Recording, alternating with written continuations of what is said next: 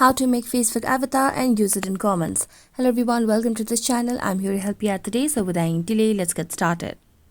So first of all, launch the Facebook application on your device and make sure you are logged into your account. Now select any random post over here. I'm going to tap on the comment section of the particular post over here, and here under the comment section you can see this avatar option.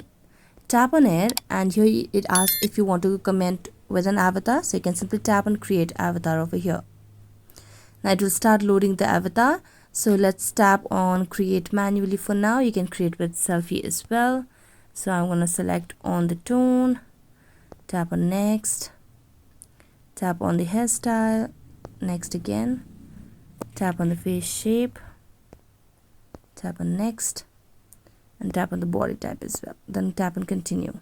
Now you can do other choices over here as well as you would love. So you can simply select whichever is more convenient for you and then tap on done. And as you're done with it, you can simply tap on publish avatar. So now you can simply post stickers and comments, stories and more using this particular avatar over here as it gets saved in your Facebook application. So now you can simply wait for a while until it loads. Now let's go back and simply tap on comment, and here there you go. You can see your avatar and you can now comment over here.